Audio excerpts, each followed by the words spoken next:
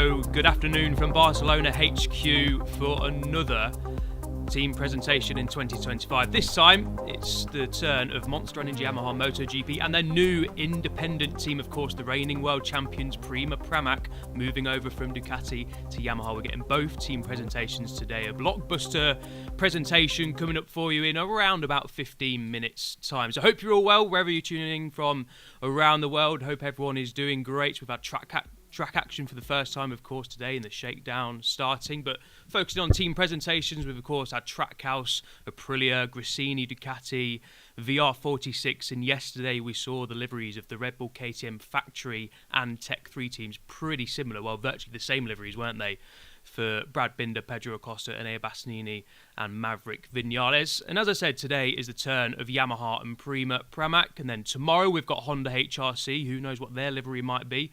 Now Repsol aren't a main sponsor anymore. And then on the 8th of Feb we've got LCR Honda. So we're getting through them now, nearly time for, of course, that MotoGP Bangkok launch on the 9th of February. And as I said, testing has already begun. The shakedown day one is complete over in Malaysia. We saw MotoGP legends on track, including Andrea Dovizioso for Yamaha. So intrigued to see if we can potentially hear any quotes from Dovizioso and, of course, others, including Pedrosa and others on track as well. Nakagami, Alessio Spargaro is going to be on track for Honda. And the riders you're going to be seeing in the upcoming presentation will be on track tomorrow and Sunday, I believe. Quartararo, Rins, Miller and Oliveira. So get your chats, get your comments into the chat, We'd love to hear from you, where you're watching on from the world. How excited are you for the season ahead for the Yamaha presentation? So, let's see what we've got already. Excited to see what Yamaha has colour-wise in 2025 from Dennis. Yes, so are we.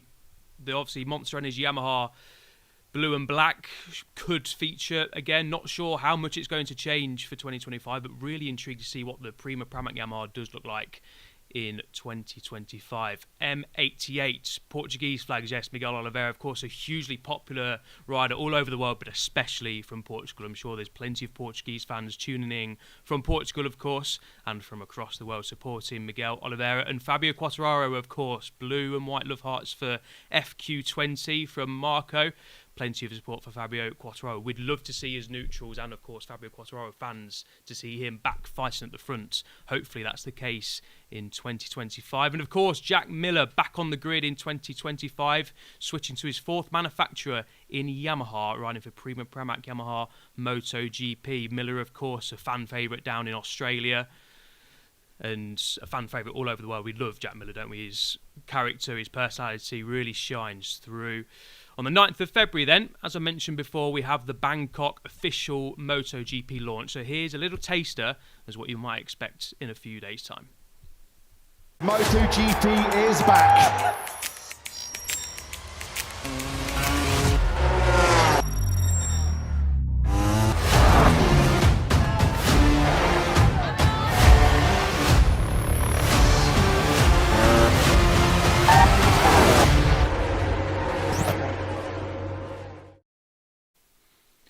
Yeah, really looking forward to what is coming over in Bangkok. Of course, make sure you get yourself down there if you can. It's completely free to enter. We want as many fans there as possible. I'm sure there's plenty of Thai fans heading there to see Somkiat Chantra, of course, his debut in MotoGP. But do get yourself down there if you can. Obviously, it's difficult for people to do that. But if you're in the region, if you can, make sure you get down there, of course. So, looking ahead then into 2025, we did have a few days ago the season 3 of There Can Be Only One come out. So I've seen all the episodes. It's a great behind the scenes look. And so here's the promo. If you haven't seen it already, then here's a little taster of what you can expect to come. The world's fastest riders are ready to hit full throttle once again. MotoGP is back.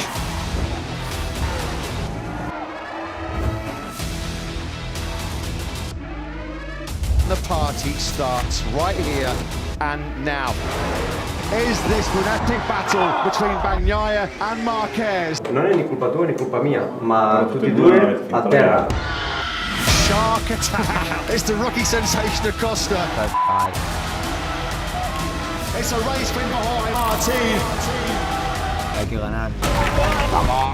Three names for the most coveted seats in MotoGP. Calici perché io c'ho la mia. Magic Maverick Vinales, the Top Gun, is back on top. We don't give up until we reach the very top of this class. Honestly, I would be off in KTM's position if they managed to lose him. Pramac no es una opción. Masterpiece from world champion Pecco Bagnaia. Whoa! Here comes Marc Marquez, one of the greatest comebacks in Grand Prix history. Tienen que dar ya mi nombre ahí. But here comes Martin with the element of surprise. There are more title contenders than ever, but there can be only one.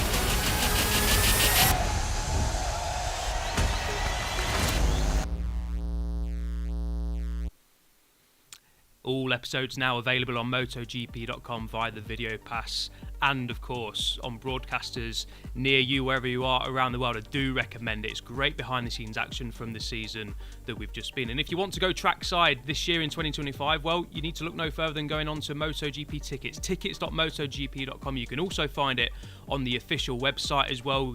Get to a track at your convenience this year. 22 races, of course, we're going all across the globe. Some fantastic locations. I'm sure most of you have been to a race before and know what that feeling is like. Seeing the bikes and riders and atmosphere in the flesh, nothing quite beats it. So get your tickets now before they all sell out.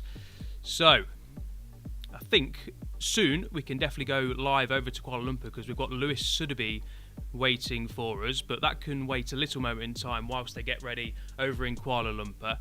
How are you guys feeling then about Fabio Quartararo's potential in 2025? Of course, the 2021 MotoGP World Champion went podiumless last year. It was a difficult season, wasn't it, for Yamaha, and especially Quartararo, who we've been used to seeing at the front fighting for the title in 2021, winning it in 2021, fighting for it in 2022 as well, when Pecco Bagnaia pipped him to the post. That 91-point lead, of course, famously diminished for Fabio Quartararo and Yamaha in 2022. We need to see El Diablo back at the front, don't we? He's got thousands, probably millions of fans around the world. A great character, a super fast rider as well.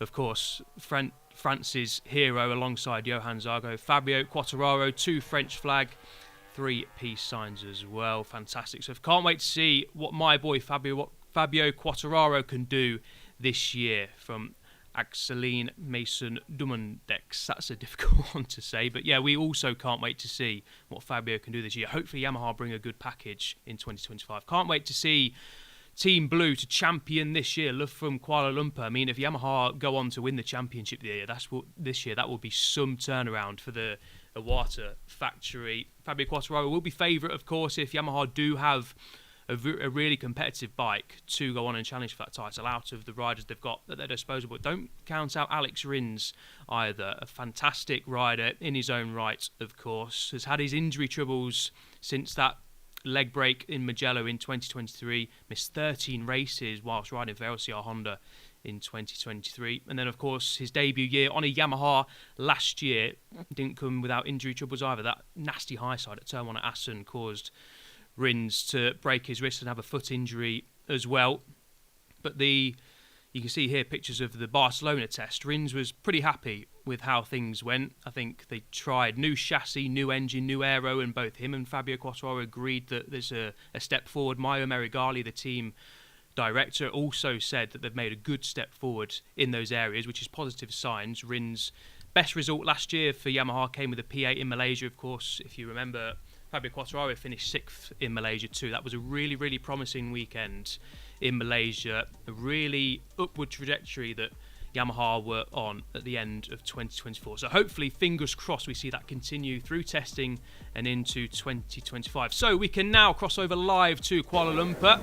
My good pal and colleague Lewis Sotheby is over there for us. Lewis, good to see you, mate. Hope you're not too jet lagged after the long trip over. I'm sure you're excited to get things underway. How are you feeling in Kuala Lumpur ahead of the Yamaha team presentation? Well, to answer your first question, yes, the jet. putting that to one side, there is a real air of excitement here in Kuala Lumpur, not just because of the backdrop you can see behind me, the Twin Towers just over my right shoulder as we get ready for this Yamaha presentation, but a genuine air of excitement amongst the whole Yamaha factory, of course, with Pramac joining the fold, the Moto2 team joining as well with Ethan Guevara and Tony Arbolino. So yeah, real excitement around here as Yamaha hope that 2025 marks the start of their rebirth and their rejoining of that battle at the front of MotoGP.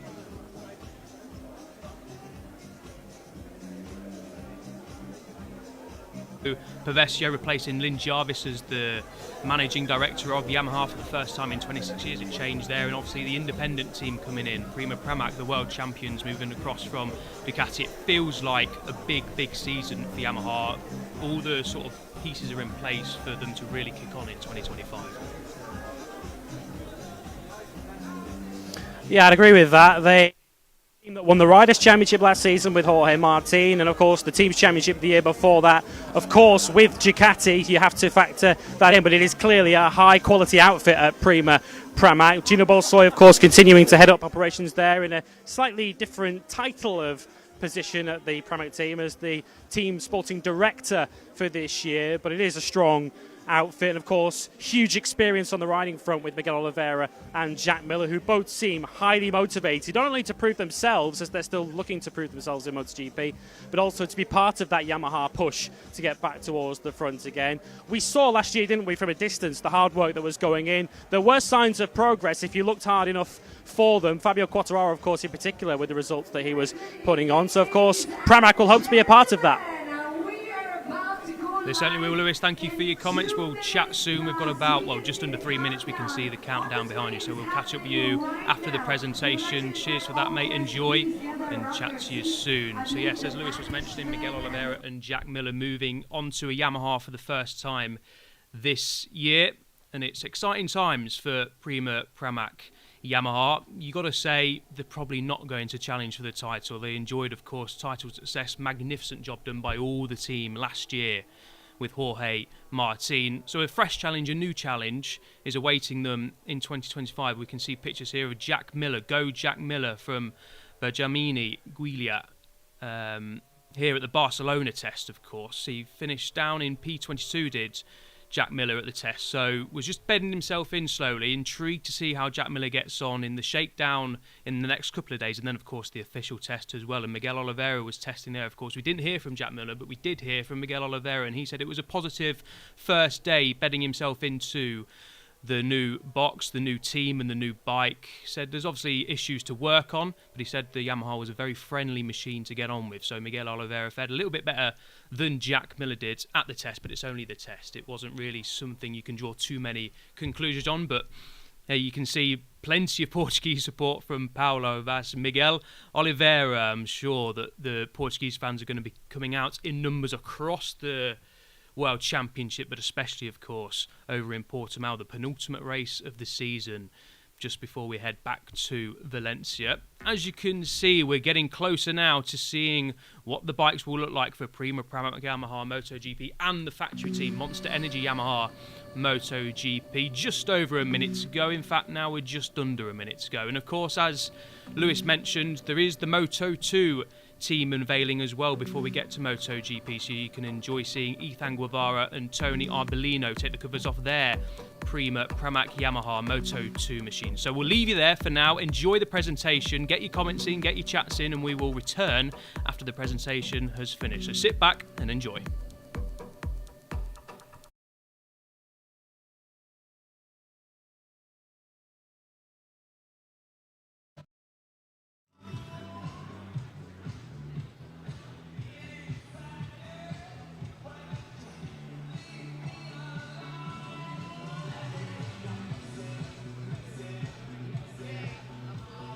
Yes.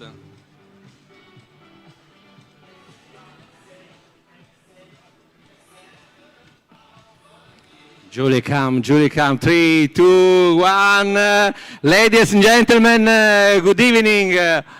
Good evening in this amazing place. The atmosphere is incredible, Julie. I'm very, very proud to introduce this important event. It's nice for me to be here with you. Are you ready?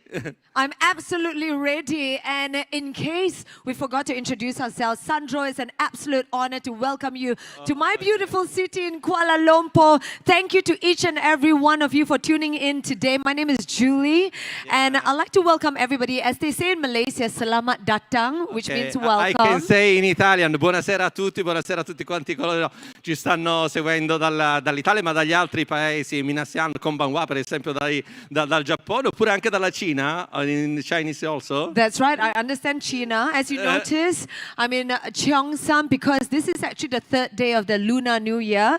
So a very happy Lunar New Year to those who are celebrating. But whether you're tuning in from across continents or you came from across the street, thank you so much for joining us here in this wonderful celebration. I believe this evening we're going to make quite a remarkable announcement. Am I right, Sandro? Absolutely. The announcement means that we are ready for the official presentation of the 2025 Yamaha Motor Racing MotoGP program. That's right. And a lot of things have been taking place, I believe, the past couple of months as Yamaha is moving towards a new era, which we call the Blue Shift. So normally, each year, Yamaha is proud to welcome you to the presentation of one team, the official Yamaha MotoGP team. But tonight, we are proud to introduce not one, not even two, but three new team. Are you excited, ladies and gentlemen? 3 teams. There we go. Love the energy. Absolutely. I know that you follow Formula One, and 2025 promises a year of challenges and actions, a lot of innovation, and everyone at Yamaha worked so hard to combine the legacy of excellence with the forward-thinking strategies to take on the competition. It's an important thing that we explained this night. From the cutting-edge technologies to rider development, from the new key cooperation to the smallest detail, something about this program has been designed to mark the start of this new important chapter for Yamaha. That's right, the Blue Shift. There we go. Now on stage right behind us, we've got 6 bikes to unveil. We've got 3 teams to introduce. Let's get right to it, Sandro. Let's first and foremost discover more about what is Yamaha's plans and strategies moving forward in 2025. Who should we welcome on stage to answer all of these questions that we have? It's not easy question, but we have different guests that probably can answer better than me to this important question. This is the key question of this night. As you said, we have also introduced 3 new liveries and bikes, 6 different riders, and much more.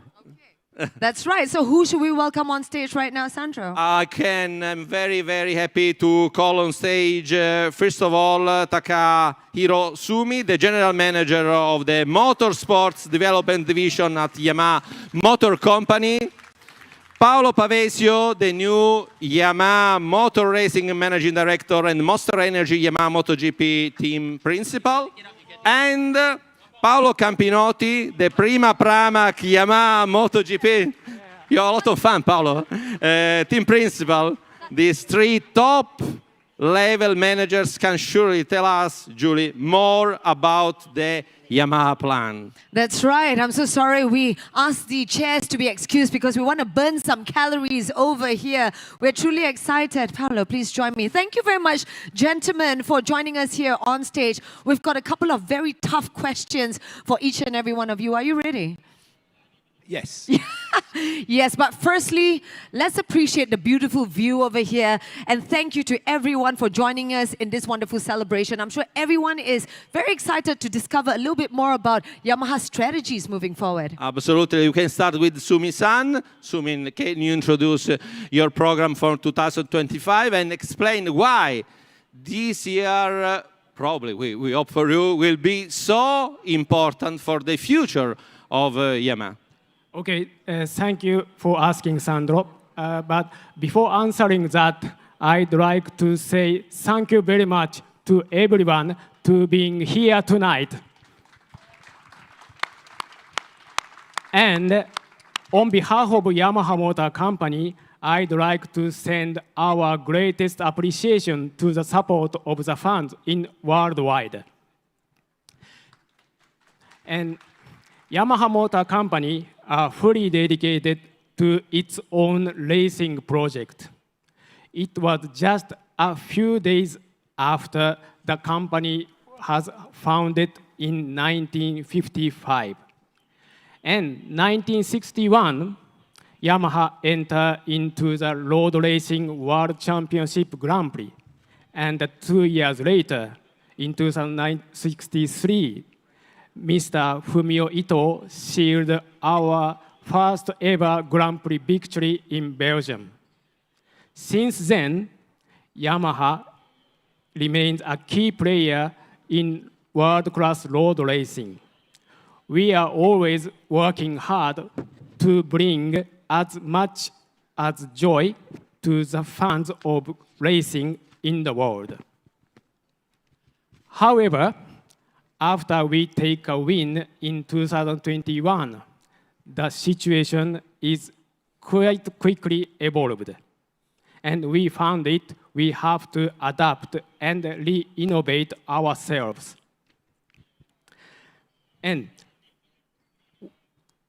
But in the competition level in the current MotoGP is quite high and called for the changes in corporate setup with keeping the spirit of challenge.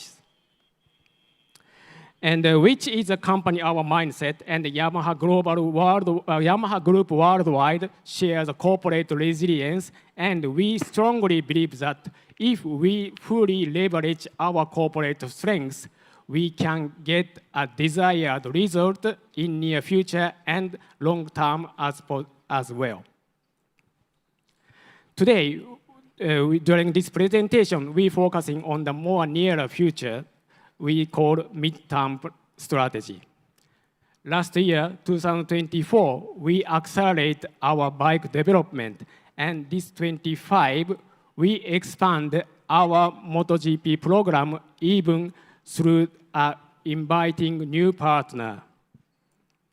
And midterm strategy, we have this is designed to further aid to our MotoGP bike development and nurture young talent, finally to strengthen our performance in MotoGP. Thanks to the stronger synergies between Yamaha Motor Company and Yamaha Motor Racing, the two MotoGP team and now new Moto2 team. All this together, this 2025 will be a very exciting season for Yamaha. And we hope we can share the same feeling with MotoGP fans worldwide.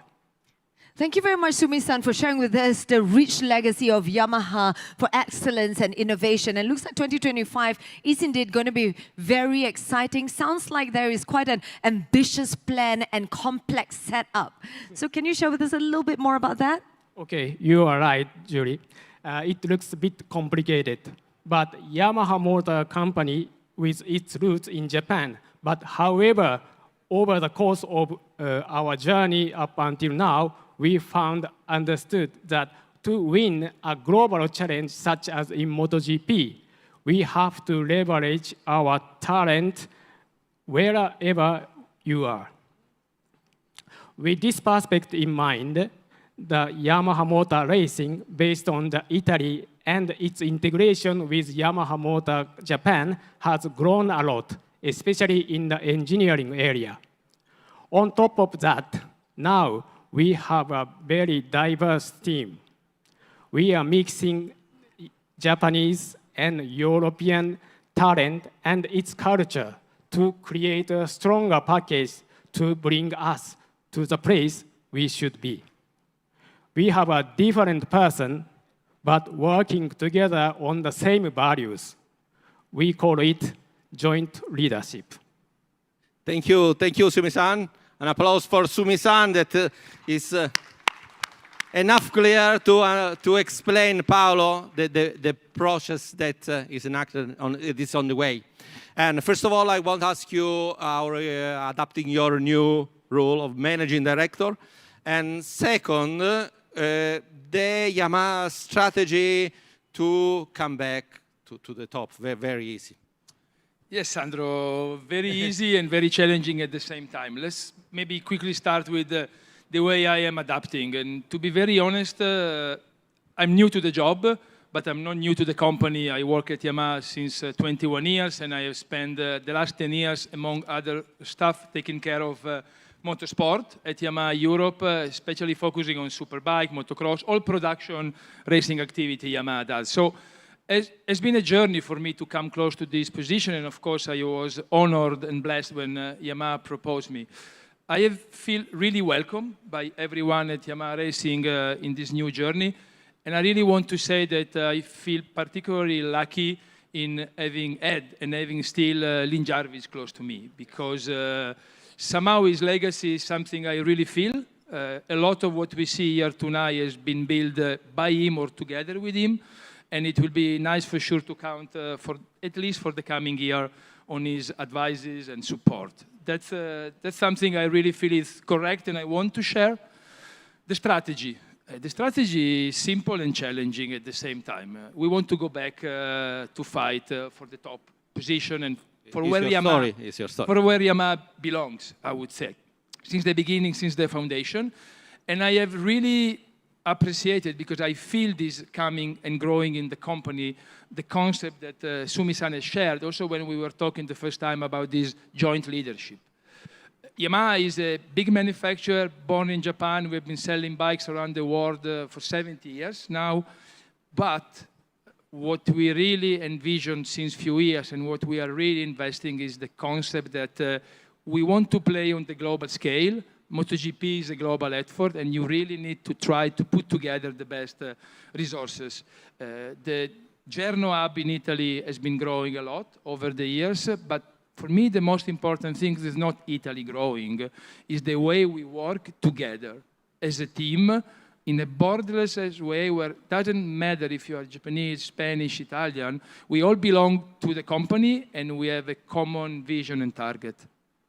It's the system of Yamaha that you are growing. That's right. And one thing that caught my ear is the shared leadership. And I think that is a great plan moving forward. We can also look forward to key collaborations. And on that note, could you share with us a little bit more about Yamaha's collaboration with Pramac and Yamaha Motor Racing? Yes, this is, I think, a natural continuation of what we were saying. We've clearly understood over the last years, with some struggle, which sometimes are needed to improve, that MotoGP game was changing, and there was a need to be present with more riders, but more factory riders. And to play the game with 4 factory riders, as we will do, you need a partner, for sure. And when you are lucky and maybe you share the same values, you can also get the best partner out there. So Pramac is for sure the best partner we could have found.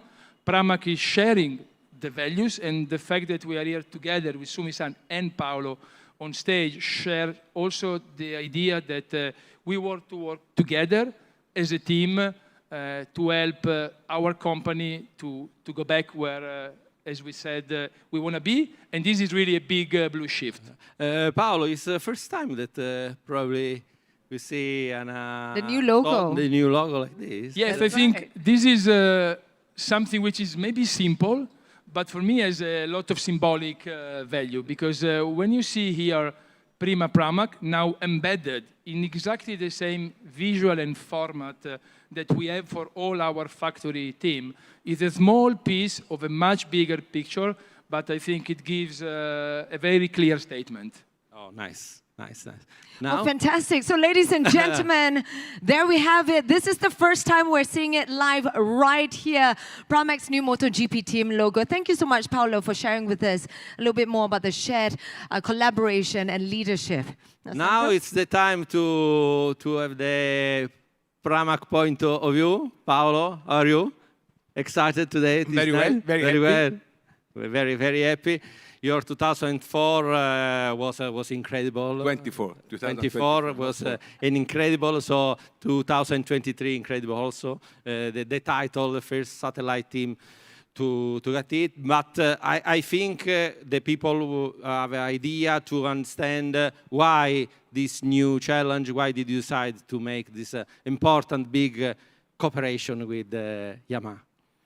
No, for us it's a big step, and we have done really happy this change, and I think the philosophy and the approach that Yamaha is sharing with us let us feel really at home.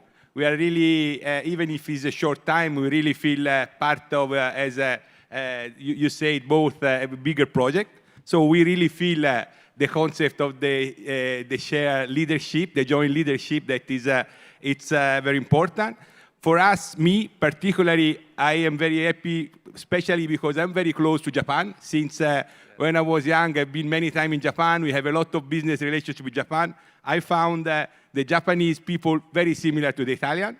When you have a strong partnership, it's really strong, and they mean it, the partnership.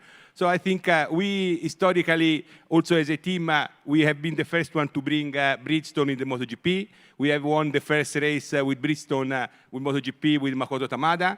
So that is a Japanese rider. So for us, it's really a comeback home in Japan, and that is something that beside the business side, there is also the personal things that let me feel very happy.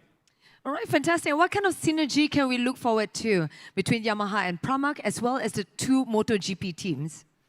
I mean, we, as has been said, there is 4 factory bike equal, the same, the treatment is the same, and also to be now together sharing the stage with them, it's a small step, but it's a big meaning that we really feel part of not just one customer of the Yamaha, but really part of the family. So that for us, it's very important, and I think we will see the result. And also, I'm very happy because in the last year we have done a fantastic job, and I think we can contribute to make the next step with Yamaha for the future that I'm sure will be bright. Sumi-san, your point of view on the new Pramac and Yamaha collaboration? Yeah, we feel we feel lucky to get collaborated with such kind of a Pramac racing team with such as experienced and successful in this MotoGP paddock.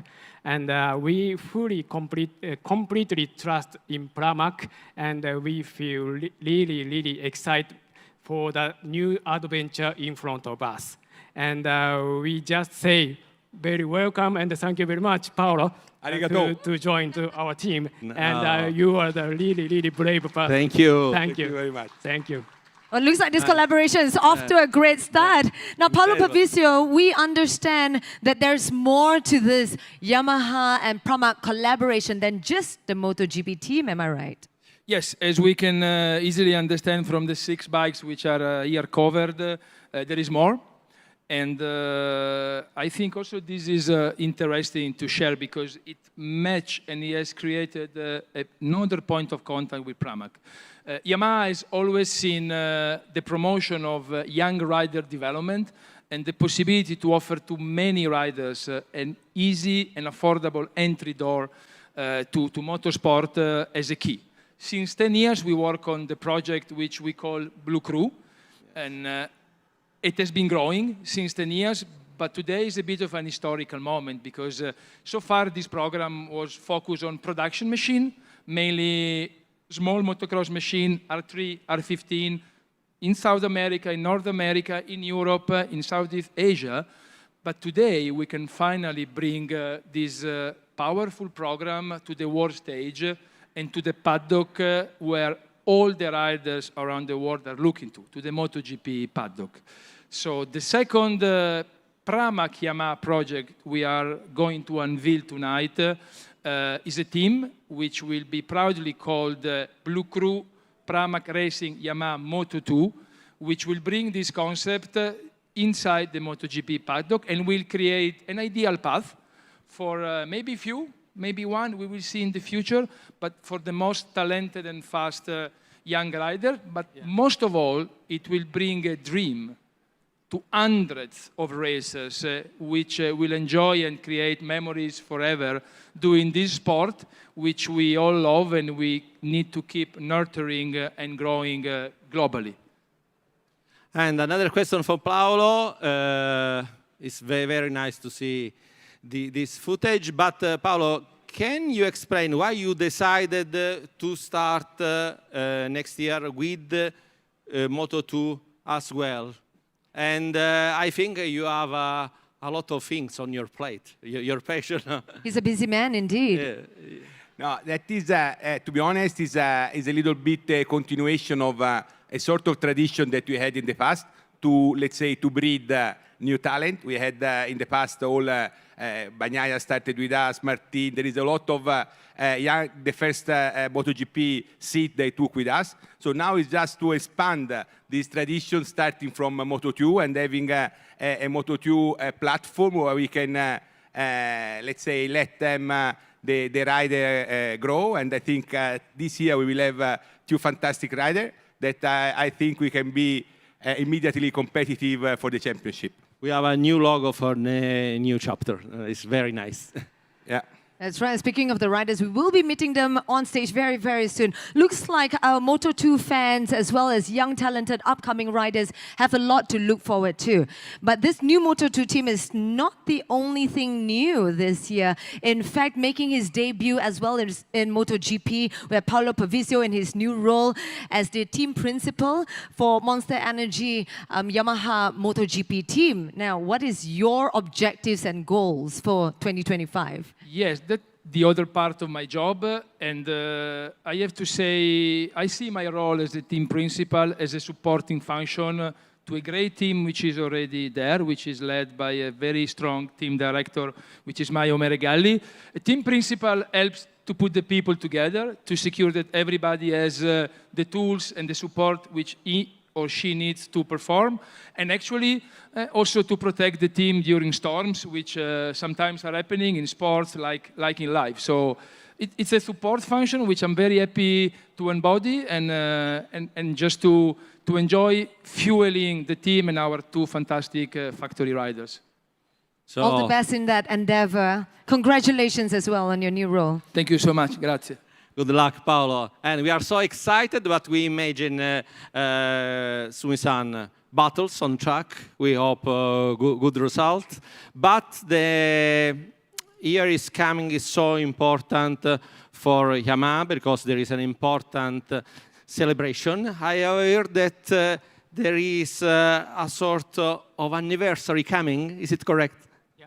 Yes, Sandro.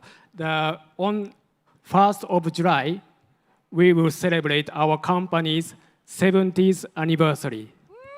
It will be a very important milestone for us. The screen here.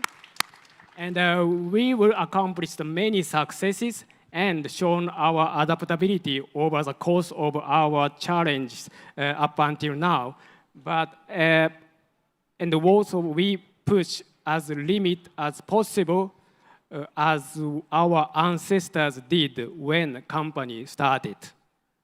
And now we are planning under the embargo. Our plan to festivities is still under embargo, but fans, you can definitely expect to pay homage our intensive racing heritage.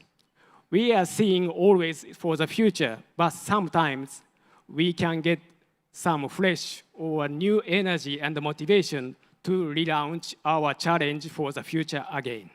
That's right. Thank you very much for sharing that with us. So keep a lookout. July 70th anniversary Yamaha. Thank you so much, Sumi-san, for sharing that wonderful news with us. And hopefully all of us get an invitation as well to that party. Absolutely, absolutely. We can't wait to see what is coming next year. Thanks to Paolo Pavesio, thanks to Sumi-san, and Paolo Campinotti as well. All right, thank you very much, gentlemen. Do enjoy the rest of the evening. In fact, we will be having them up on stage very, very soon. But now, wow, Sandro, Come here in the middle. we've heard quite a lot about the amazing plans and strategies moving forward for Yamaha in 2025. Looks like they mean serious business to get back to the top of MotoGP. They worked a lot to come back. This is the main concept that we are understanding this evening. But That's right. But we're not done just yet. In fact, we're just getting started. It's time for us to meet and to introduce the team manager, the team directors, and the team riders. So we've got three teams, let's Sandro. ask new Blue Crew Pramac Yamaha Moto2 team manager Alex De Angelis. My friend Alex De Angelis. Alex, come here, please. Join us. Alex in the middle of stage. Ciao, Alex. You can take the mic, please. All right, Alex, welcome to this beautiful city, KL City. How are you feeling right now to be right here? First of all, I would like to say that I'm very happy to be back in the team where I finish my career as a rider. And I'm glad that they have chosen me for this role in the new Blue Crew Pramac Yamaha team Moto2. That's right. So it's quite a step up from being an experienced Moto2 rider to now your new role as team manager. How are you embracing this role and what are your expectations for 2025? Of course, for me, is also a big step because for me, the first time to be a team manager inside such a big and beautiful team. We have a great explanation, so we will do our best. And for my side, I will try to give all my experience as a rider to our rider. Yeah, speaking of which, there's two amazing, talented riders for Moto2. Yes, Isan Guevara and Tony Arbolino, two incredible riders. May we know your expectation, perceptions about these two guys? Of course, these two riders, no need the introduction. But no, Tony already has fought many times for the World Championship, and Isan already won one. But I cannot say what we will be able to do. I can say that I'm very confident in our rider and also in our team, because we have a great team behind the riders. That's right. In fact, they are here right now. We should be welcoming them on stage very soon. We can't wait to see the bike's livery. Are you ready to show that to us? Do you want? Oh, yes. Do you guys want to see the bike? Yes, it's the first bike. Okay. That's right, our first unveiling. So I will call with me somebody to help me. Of course. Absolutely. Of course, my boss, Paolo Campinotti. Paolo, can you come? And can you return on stage, Paolo please? Pavesio, please Paolo come with us also. to help. And I would like also to ask if my rider can help me or not. Are you asking or are you telling them? I am a team manager. I'm telling them. Yes, you're the manager. Rider, You tell come and them. help me. Come on and up, Gino Tony. Borsoi also. Isan. Gino Borsoi, please.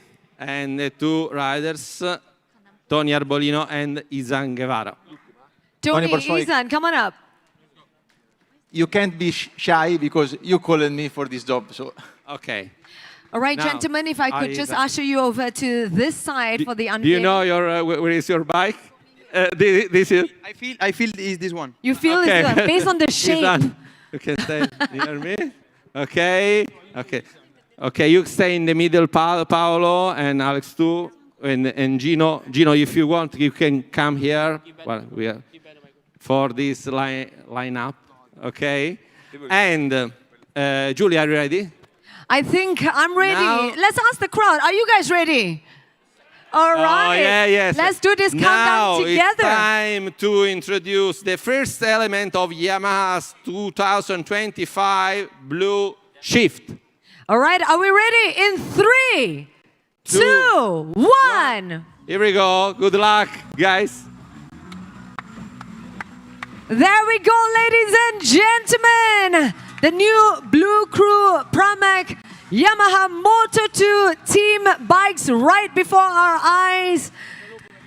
Congratulations to the amazing team reveal right here. A quick photo, gentlemen. If you could just look ahead at our photographers up front, to our media friends up front. Paolo, can you stay a little bit? Yes, here to photo for the official photo. Okay. Isan, Please, yeah. please, rider on the bike. Rider on the bike. Is. Oh yeah, don't forget your helmet. There we go. For that perfect shot. All right. Looks like a winning team right here, Sandro. They're looking good on their bikes. Nice. There we go. I love that. Tony, you look very excited. We've got a couple of questions for you, Tony and Isan. But please don't look at me. Gentlemen, look in front at the photographers. Okay, because thank you, Gino, Thank Alex, you. and Paolo and Paolo. Now we can stay with these two talent riders. That's right. I know very well. All right, so Tony, Isan, firstly, we're very excited to have you here with us. How are you feeling right now, being on this bike? How are you feeling with the team? Share with us your thoughts. Yeah, I'm by my part, I'm really happy, really proud of where I am right now. I feel so good. This new project, it's incredible for me. I'm so proud to be here. And yeah, I want to thank Paolo, of course, and Gino, first of all, because they believe in me since day one. So yeah, I want to show them that we will be a really good team. And yes, can't wait to start the season and to show my level. I can definitely feel your passion and your energy. How about you, Isan? How are you feeling? Yeah, it's fantastic feeling. I'm so happy for stay here. I can't wait to start the season with Blue Crew Pramac Yamaha. It is so incredible start this with Yamaha. I'm so happy, of course. We're definitely happy to have you as well. So Tony, since you're next to me, I've got a question for you. You know, you are officially becoming a part of a big family. You know, Blue Crew, Yamaha, Alex De Angelis. Do you think these are all the ingredients for a winning team? Yes, of course. That's why I'm here, because I believe a lot in the project, and I don't want just to participate, you know, in the World Championship. I want to be on the winning spots. So yeah, I'm really proud to be also a Yamaha official rider. So incredible. And also about the Blue Crew, it's such a good project, because they raise up the young guys from young age, and they bring them in height category. So it's such a good project. So yeah, I believe also Alex De Angelis. Yeah, I'm really happy to have him by my side, because it was a rider and he understands a lot or everything on our world. So yeah, will be crucial for us to have him. So yeah, really happy. All right. I have a question for Isan. You closed the 2024 season making a good progress at the end of the season. Your idea, can you explain probably the key point to start better this new journey with this new team? Yeah, this is true. The last year a difficult year for me. But in the last part of the season, I stay in the podium here in Malaysia. First time in the Moto2 class. This is amazing. This year I try repeat this, but in more circuits. Okay, we hope so. Definitely. Okay, gentlemen, final question. What are you looking forward to most this season? Yeah, I think nothing is missing in this team. I think we have all the tools to show a really high level in Moto2 class. So yeah, looking forward to have a really good season, step by step. We need to be, let's say, ready in all the aspects, and try to fight for the top position, because I think we deserve it. So. And how about you, Isan? Yeah, for me, I need stay in the front. I need competitive with the other riders. This year with Tony Arbolino, it's a fast rider, and this is important entering the team, because I improve and learn of him. And yeah, this is good. I have an extra question. This color is amazing. Do you agree with me? It's very, very nice. Yeah, the blue, it's amazing. Tony, they look good on us. They look good on us. Okay, absolutely. Guys. Well, thank you very much. All the best. Can't wait to see you battle it out on the track. Let's give them a big round of applause, ladies and gentlemen. A big round of applause. Ciao, Isan. All the best. The Blue Crew Pramac Yamaha Moto2 team riders. Congratulations. Okay. All right. Okay, the helmet here. I have a couple of mic. You can continue. I give the mic to the girl. Okay. All right, fantastic. So it's time for us to continue with our MotoGP lineup for this year. What say you? We talk to the Prima Pramac Yamaha MotoGP team director, Gino Borsoi. Gino, join us.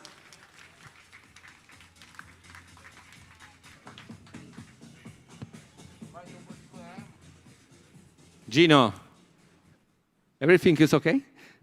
Everything looks perfect. Looks perfect. Perfect. How are you Hello to feeling everyone. to be here in Kuala Lumpur? The feeling is fantastic. Special place, special project in front of us. I must be happy, of course. Yeah, that's right. You look very energized, very motivated. After such a successful 2024 season, how did you recharge and simultaneously prepare for the upcoming season? Well, we must be ready all the time. It's our work to be ready. It's our work to recharge all the time.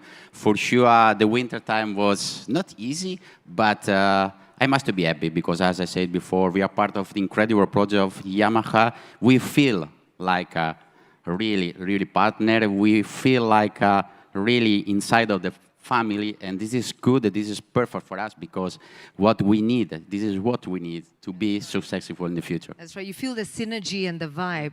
That's right. This is so important this year, the new chapter. We explained that Paolo Pavesio and Sumi-san explained the Yamaha strategy in midterm.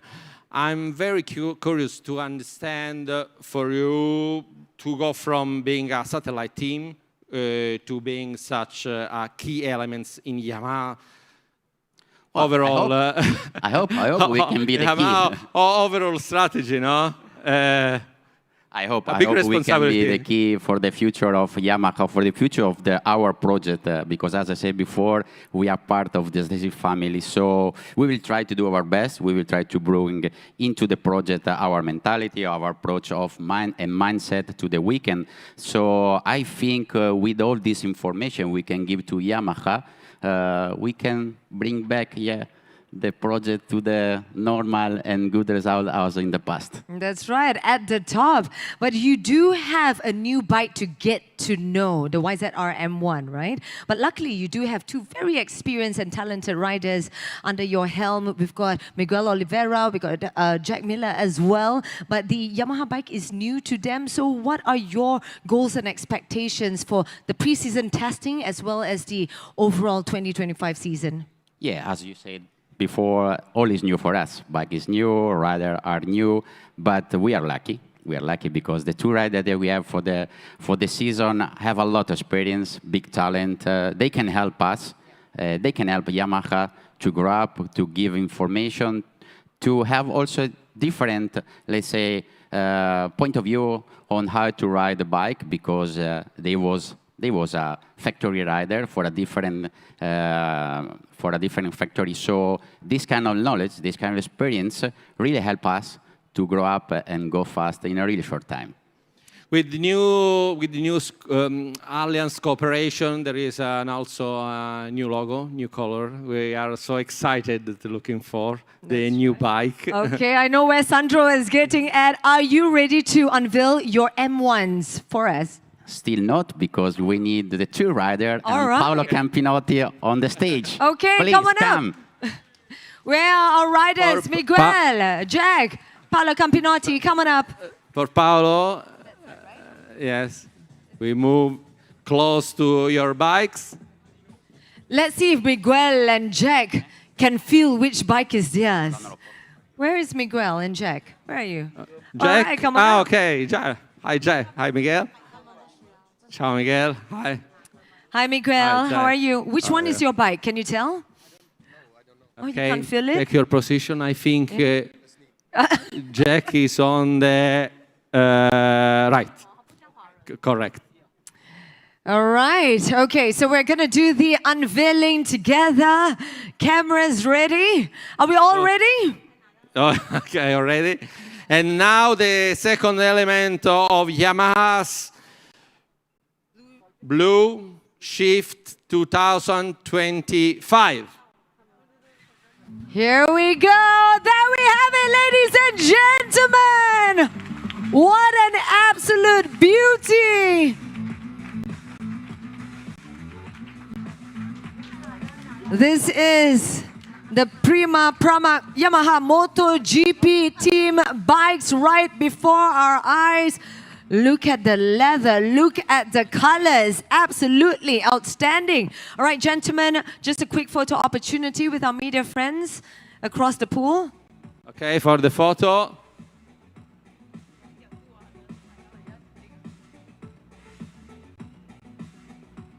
All right, last three, last two. And first question is for Paolo, because I know that Paolo is so passionate for motorsport in general, and I see a logo of Alpine here. I imagine that you are so proud about this new entry.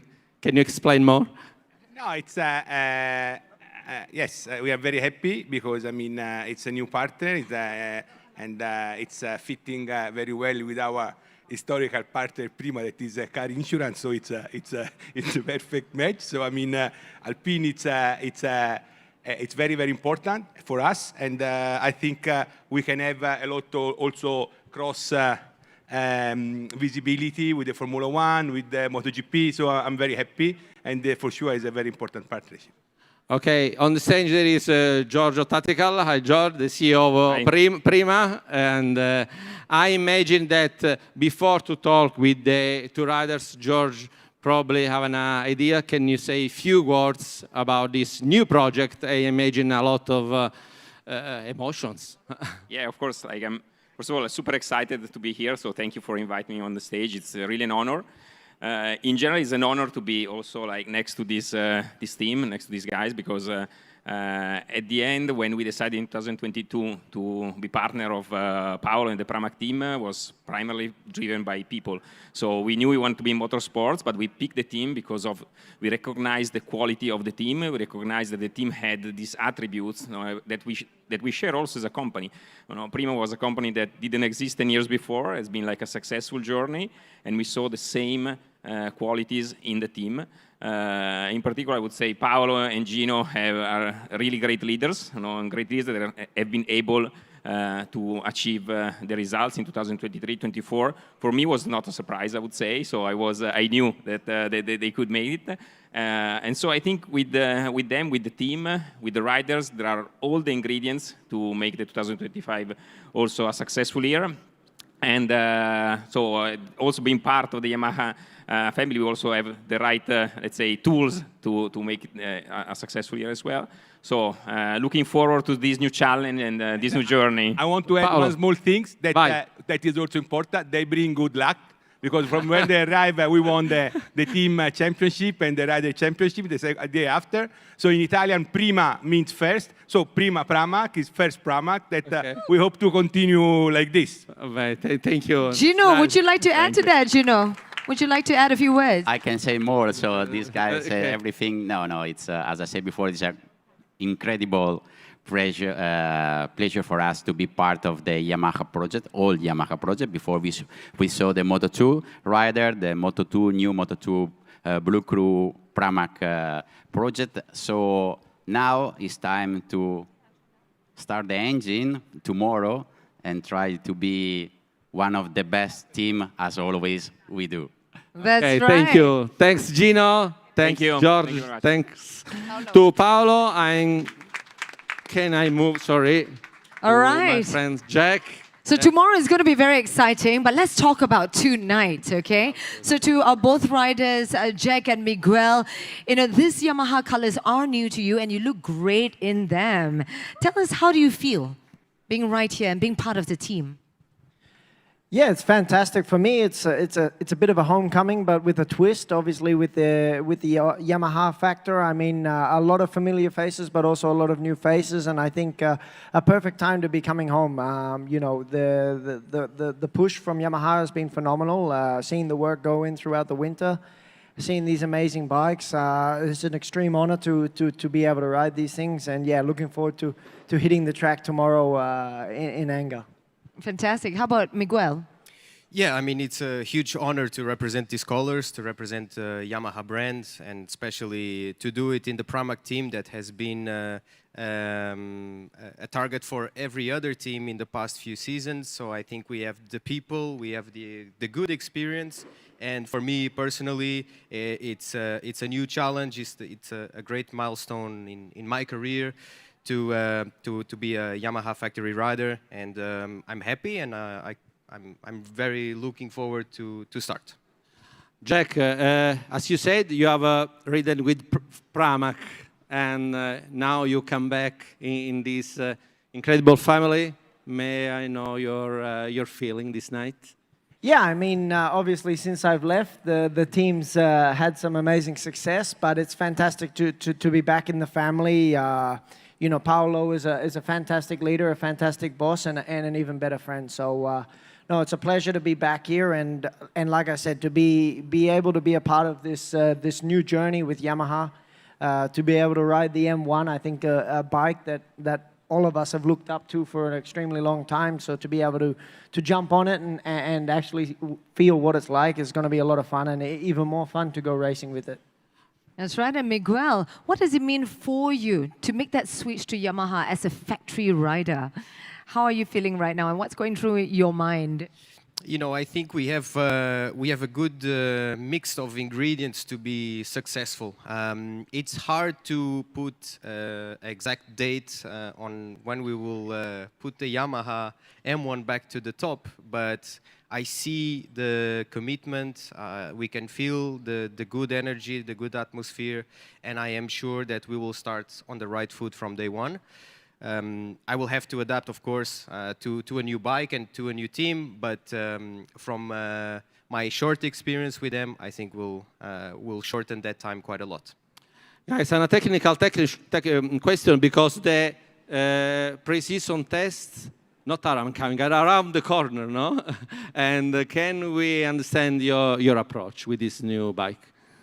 Yeah, I mean, they're not around the corner, they're on the doorstep. Yeah, the doors, knocking on the door, ready to come in. So, no, I'm excited. You know, obviously, being at the track the last 2 days, preparing not only for this event, but obviously, of course, for the testing period above. You know, with having the concessions extra days, it's going to be crucial to get on track and help a lot, because MotoGP nowadays is so full gas, let's say, that there's not a lot of time between testing and racing, and just to have 2 extra days to shake down the bike, to try some things that maybe you wouldn't necessarily have the time to do throughout normal winter testing, is going to be crucial in shortening, as Miguel said, the time to adapt to the new machine and understand, obviously, new crew chiefs and so on. The key point to adapt your riding style to this new bike? I'll let you know tomorrow. Really? I'll let you know At what time I have to call you? How about you, Miguel? What is your approach to the preseason test that's just around the corner, and what are your expectations and goals for 2025 season? Yeah, obviously for the tests, I think it's important to gather as much data as we can as a whole team, to also to learn the bike, but to give exact and positive feedback on what could be the next steps for the technical package, let's say. I'm looking forward to the season because it's something that is, we are on an ascendant trajectory. So I can't get an exact result on what we should aim for the season. So it's nice to be on that trajectory, and hopefully we can contribute for bringing the M1 back to the top. You definitely can. All the best to you, Miguel and Jack. Looks like there's only one way, and that's upwards. All the best to both of you. And a round of applause for these 2 incredible riders. Yes. We go? Yes. Thanks, Jack. All right. So we've heard earlier on from the Prima CEO, George, who is here with us to join in the celebration. Nice thing is that in a few hours they will be on the track. What? They will be on the track for the test, because I asked to Jack, the test is around the corner, and he answered me, no, it's knock the door, no, because exactly in a few hours they will be on track. That's right, here tomorrow, right? In your country. In Sepang. In Sepang. Just down the road. All right, so let's continue on with the celebration. The bikes look amazing. The riders are all pumped up. Who do we have left? We've spoken to 2 amazing teams. 1 more to go. Absolutely. And we are looking forward to start the upcoming Moto2 season. Please come and join us, Monster Energy Yamaha MotoGP Team Director, Maio Meregalli. Maio, join us. Right in the center over here, Maio. Ciao, Sandro. Ciao, Maio. Hi. Maio, how are you feeling right now? Welcome to Kuala Lumpur. So this is the final bike unveil. How are you feeling right now, having heard from the other teams and all the camaraderie and passion going on? Yeah, I'm feeling that they already said everything. So I have just a bit to add to all of what has been already said by them. All right. Sandro? But I want to understand regarding the break of the winter. You worked a lot. Can you explain your process? Why exactly? In which area you focus your work during the winter? Yeah, first of all, I don't know. No break, I imagine. No. First of all, I don't know if it is because I'm getting older, but every winter is getting shorter and shorter. And this one for sure has been the shortest ever. Yes, you work tirelessly. Yeah, we work a lot behind the scene. We I think never really stopped working, but we try to take the most of the 10 days of break we had. Then when we started at the beginning of January, we really started full gas. We went to Japan. We visited YNC, where we assembled the bikes, both teams, and I was really pleased to see how the 2 crew were working together, sharing their experience. And now here we are, and the season is going to start tomorrow. That's right, and Yamaha is showing great determination to get back to their winning ways, right? So what are your expectations for the coming year from a Monster Energy Yamaha MotoGP team point of view? First of all, I'm seeing this new championship very, very challenging. And the expectations are high, but in the same way, we always try to be realistic. Last year, we finished with good visible improvements. And for this 2025, I'm expecting we have been able to make an additional step and trying to maintain the trend started at the end of 2024. And sorry, but this year we also have the advantage to work closely with Pramac. That's right. And that's for sure will be a big advantage. A big advantage. And a lot of work behind the scenes, but considering the new incredible situation, may ask you if you are going to share the data. I imagine yes. Yeah, for sure. Especially this year, because in the recent years, we really had limited of data, having only 2 riders on track. This year, we can really count on 4 MotoGP riders, and in some races, even 5, because we will try to do the maximum of wildcard that we are allowed to do, that are 6. And I believe that Yamaha has been the first manufacturer that started sharing the data among the rider. And this has an incredible value because it helps the rider to go faster, but also the technician to make the bike better. And another important thing, I imagine that you know exactly the line, the draw, where, because the second factory team is so important, big cooperation, but you can fight for the same goal, first of all. But second, probably there is a new situation, no? You have a fight inside or no? So there is only So to rephrase it, where do you draw the line between working towards a common goal and being competitive on the track? Yeah, but It's not a matter to draw a line.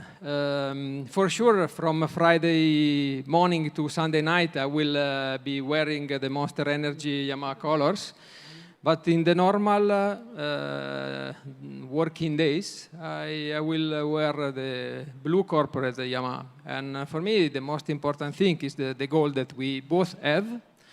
And we have to walk in the same direction and to achieve it. We all want that Yamaha will be back to the victory, and that's it might be a long path, but the way is traced, and we have to work in that direction.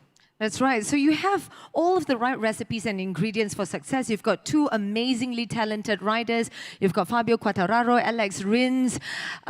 How do you think this new strategy of Yamaha with shared leadership would benefit your riders and the team as a whole? You know, it's difficult to say because we are just at the beginning. But I'm feeling this new partnership, relationship, different probably way to work, but I'm seeing this very, very powerful. And I really can't wait to start this new season and this new way to work. Yeah, but before that, we've got absolutely, because we know that the Monster Energy remains like title sponsor, but we are very curious about the new final livery. bike unveil. Final bike. Mayo, can you please do us the honor? Yeah, but before, let me thank all our sponsors and partners, especially Monster Energy, that with who we have a strong long-term relationship. And this year we would like to thank all of them with some great race. So now we are ready to unveil our bike if you want. Okay, of course, I do want it. I'm sure everybody's excited as well. This is our final bike unveil for tonight. Who should we welcome on stage? You have to call Paolo, other people. Fabio and Alex. Fabio Come on and stage, Alex. please. Paolo Pavizio, Fabio, Paolo. Alex. Gentlemen, Alessio. Mayo, And, would you like to please stand in the Fabio middle? Quartararo and Alex Rins also. Alex, questa. Fabio is this one. Fabio. Ciao Fabio. Ciao.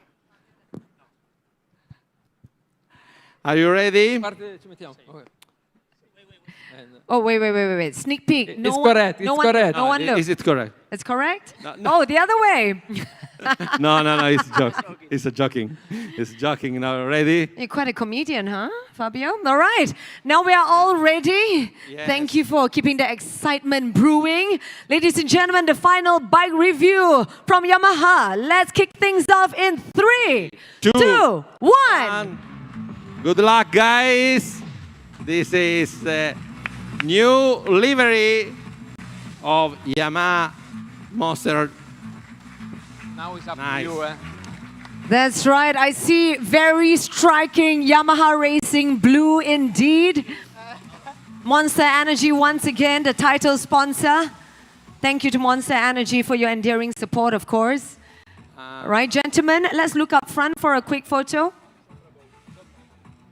Yes, you can jump on your bike. Yes.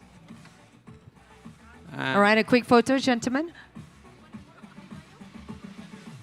The helmet is coming, and Paolo, the new livery is slightly different with more blue, I think. Yes, correct? Yeah, the new livery is slightly different, of course. As Mario said, let me say also something about the sponsor which is supporting us. All of them, but especially Monster. The management could not be here, but they are with us since 13 years. In many categories, they are title sponsor in motocross, they are supporting Superbike, and of course, 7 years in a row, title sponsor in MotoGP. We feel not the pressure, but the responsibility to also give back them, as he says, some strong race next year. But this year, as you see, yes, there is more blue.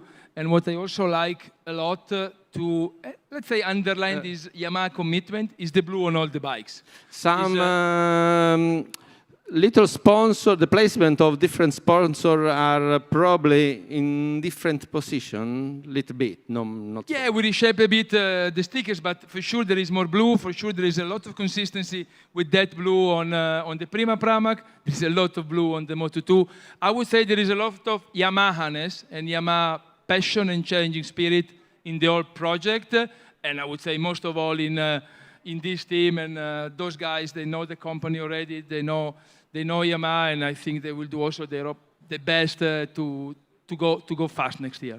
We love how the Yamaha Racing Blue is so prevalent in all the bikes, which complements well the bold strategy of Yamaha moving forward 2025. So this really showcases their commitment to being at the top again. Thank you so much for sharing that with us. I think it's time for us to speak to our riders. Thank you very much, Paolo. Thank you, Mayo, for doing the honors. Thank you, Mayo. All right. I go close to Fabio. Fabio, Alex. On the hot seat. Sandro, over to you. Hot seat, no. First of all, the feeling that I imagine that looking this an incredible effort of Yamaha, you must be proud, you and Alex also. Yeah, of course, very proud. The bike looks very good. I think, like you said, the blue, adding the blue things that on the back seat, on the wings, looks really good, and hopefully looks good, but hopefully faster. Alex? And your feeling with this new bike? Well, really excited to jump again tomorrow on track to try this beast. Yamaha did a really good job working so hard during all this pre-season. We have many items to try. Also, quite happy to have 2 more riders in track as Miguel and Jack. Sorry, Jack. So yeah, really excited to start this new season. Plenty of emotions. So yeah, let's start.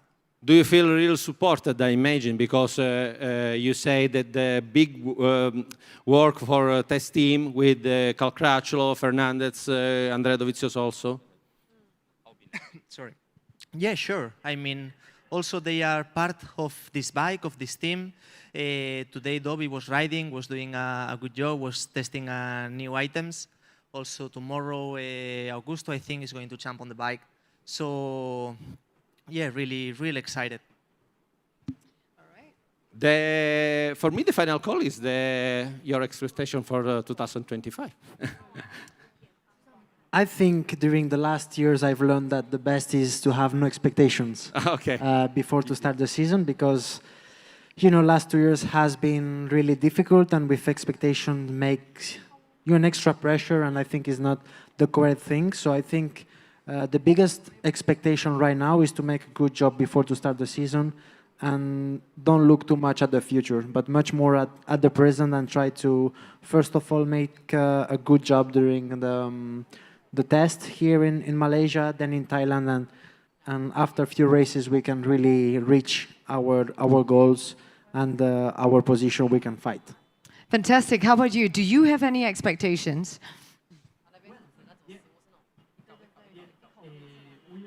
We all want to win. This is true, but I think the biggest expectation right now is to bring this bike again to the top. We all want to give our maximum, and this needs to be the priority. If you could give Miguel and Jack a tip, since they are here amongst us today, what tip would that be?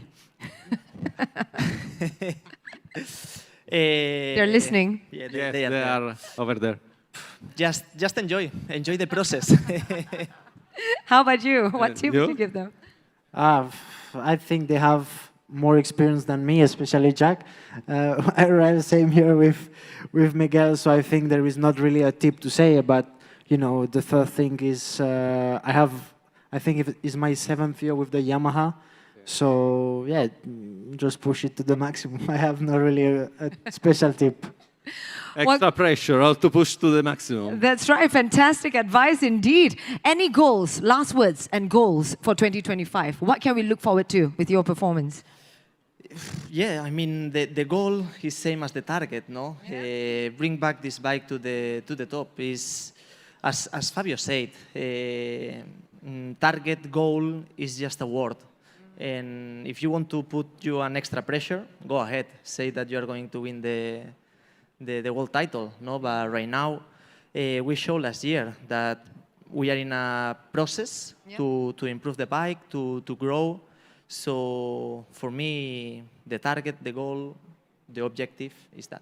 I like that. You're keeping it real. Thank you very much, gentlemen, for sharing with us your passion. And I'm sure we're all super excited. You have all of us behind your backs rooting for you on the track. Oh, fantastic. Thank you very much. Thank Let's you. give it up Thank for you. our Thank team you, guys. riders. Thank you, Fabio. Thank you, Alex. Thank you. Okay, see you next days for the following the pre-season test. I imagine that you can go. You can Julie, stay on with us as well if you I like. can imagine with all bikes unveiled on this stage, it's right. the correct moment. Try to understand more technical and development about this M1. Absolutely right. So we've met the riders, we've unveiled the bikes. Let us discover more about these beautiful machines, the M1, and who better than the Yamaha YZR M1 project leader, Kazuhiro Masuda. And we also have Yamaha's technical director, Max Bartolini, joining us on stage. Hi, Masuda-san. Hi, you can stay in the middle. And where is Max? Hi, Max. Ciao. All right, thank you very much, gentlemen, for joining us here today.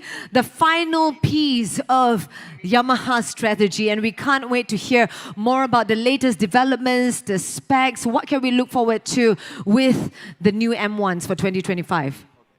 Hi, Julie. Thank you for your question. And before answer to your question about the 2025, let me start from our story of the 2024 last year. As you know, our bike performance was last year's bike performance was not enough to fight for championship. It was true. We have to acknowledge that. But instead of to see this as a step back, I think it was a good opportunity. I mean, it was a chance to change by ourselves, I think. Of course, last year we are very concentrated to improve the bike, but also we are trying to change our working style. Yeah, one of this is, it was not easy for us because it means that we have to throw away our traditional approach. So it was not easy for us, but finally we find, for example, one of the example is, you, Max, blending of the European engineer philosophy and we, Japanese engineer philosophy. This is kind of one of our change of this last year. Yeah, that was not easy way for us, but finally we noticed that it was become kind of a big, important turning point for us. Okay. Then the 2025 bike. Yeah, we try to improve a lot with new mindset. And we try to improve a lot of elements. For example, chassis, swing arm, engine, aero, and also electric. We try to change. Now we are trying to change a lot of elements. This element is, of course, affect to bike performance a lot, very crucial. So, but now I think if this element working well as I expected, yeah, I believe we can, the gap to other competitor become more closer. How much closer is difficult to say at this moment. This is something only track can reveal, I think. Only thing what I can say now is already we know this is a not easy way. Yeah, we already know. So that is why we are committed to continue, keep on pushing for this season. Yes, and I know the progress is not overnight, and but we are very dedicated to this challenge, and step by step, and until we get back where we belong. Yeah. That's right, and all the best in your endeavors as well. Thank you so much, Masuda-san, for sharing with us the journey. And Max. And Max, we are very curious. Can you give some more in deep regarding technical development, and if you can explain the midterm strategy, I imagine until 2027? Sandro, thanks for your nice question, like always. Good job. As you know and as everybody know, we are developing two parallel projects. One with the actual bike that we have seen here, and the other bike with a different engine layout.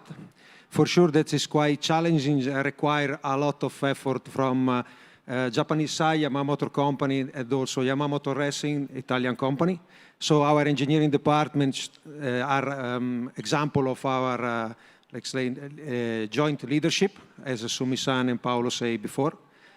And for sure, we will choose the best of the two projects. So it's not decided anything, because we need to have a fast M1, not really a different M1, faster.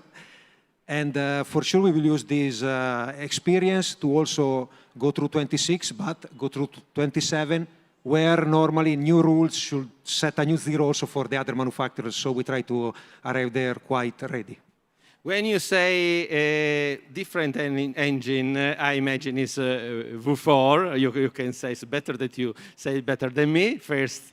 And second, we are so curious to understand if you are going to use some wild card during the next season to make the debut of the V4 engine on track. Okay, and now honestly it's very, very difficult to tell you what will happen because it's quite green, the project is quite green, but for sure we'll find a way and we put our max effort to give to Augusto, our test rider, that will be wildcard this year, 6 wildcard as Mayo say, to give the best package as possible. So yeah, we don't know, but we will see. Okay, cross your finger. Yeah, we stay tuned for that. And thank you very much, Masuda-san and Max, for sharing with us. And with that, ladies and gentlemen, we've got one final thing left to do to commemorate this very momentous occasion here today. A photo opportunity with the entire team. Can we please welcome the management of Yamaha Motor Company, Yamaha Motor Racing. Can we have our 2 MotoGP teams and our Moto2 team up on stage to join us for a photo opportunity. Now, photographers, media friends, please grab your position to capture this momentous occasion. It's going to be quite a full family on stage. Sandro, do we have more to invite? I want to extend the invite to 4 very important people who played a fundamental role in Yamaha's innovation, bike development, and motorsport strategy. Please join us. Toyoshi Nishida, Executive Officer of Chief General Manager of the Motorcycle Development Center in Yamaha Motor Company, and Yuichi Takeda, Senior General Manager of Motorsport. So there we go then, the Monster Energy Yamaha MotoGP and Prima Pramac Yamaha MotoGP, and of course the Moto2 team as well, the Prima Pramac Yamaha Moto2 outfits, unveiling their new colours for 2025. It took a while, but we got there in the end, didn't we? Nice to see all the bikes up there on show. Let us know your thoughts. The factory Yamahas haven't changed too much, have they? A little bit of a change, bit more blue on there, a different sort of paint scheme, but pretty much the same as we've seen in the last few years. It's a smart livery, but it's always nice to see a bit more of a change, isn't it? But undeniably a nice livery still, and I am a big fan of that Prima Pramac Yamaha. The purple and the blue I think blends really well along with the black as well. Let us know what you think about that one. I think that's going to look really smart on track. Great work, guys. Champions, 3 I love hearts from Brandon Brower. Yeah, great presentation. Great to see 6 bikes up there and all the team as well. Speaking positively about the season ahead, of course. Welcome to New Era Prima Pramac Yamaha Racing. Yes, exactly that. A new era begins, not just for Prima Pramac, but Yamaha in general. Great to see 4 Yamahas on the grid, and Maya Merigali hinting there as well that they're going to use all 6 wildcards potentially this year. And that means the rider who just appeared on your screens a few minutes ago, Augusto Fernandez, you feel is going to be taking part in most, if not all of them. So watch out for Augusto Fernandez on the Yamaha. Intrigued to see how he goes. Intriguing to see how Yamaha goes as well. Fabio Quartararo saying he's not coming into the year with any expectations, which is understandable after the couple of years, especially last year, the Yamaha have had. Of course, they all want to fight for wins and the titles eventually, but this year that's going to be pretty difficult for them to do so. But let's hope it's possible. If they can get a podium or 2, or maybe even a win, that will be fantastic stuff. So I think we're going to have a nice close-up visual video of the livery for the Monster Energy Yamaha MotoGP team. But before that, we're going to remind you about Bangkok, the official MotoGP launch. Remember, we've been banging on about it now for a few weeks, but it is going to be a really, really special event. All 22 riders and teams there. There's going to be a hero walk, so if you are attending, you can get up close and personal, get selfies and autographs with your favourite riders. There's going to be DJs there, completely free entry as well on the 9th of February in Bangkok. So get yourself down there if you can, and if you can't, of course, then it is available to watch worldwide. So now we're going to have a closer look at the Yamaha livery. This was a nice little video that Yamaha have sent to the media. Nice close-up shots of Alex Rins and Fabio Quartararo in the studio, donning the new levers. And then we'll shortly see the bikes as well. Both of them have changed their helmet designs a little bit as well. Both very nice. I did love Rins' helmet design last year. He's changed it up a little bit this year. And there it is then, the factory Yamaha for 2025. They were saying a little bit more blue on there. I think the front of the bike has a bit more black on it as well. But there you can see Rins' updated helmet design. Both red helmets.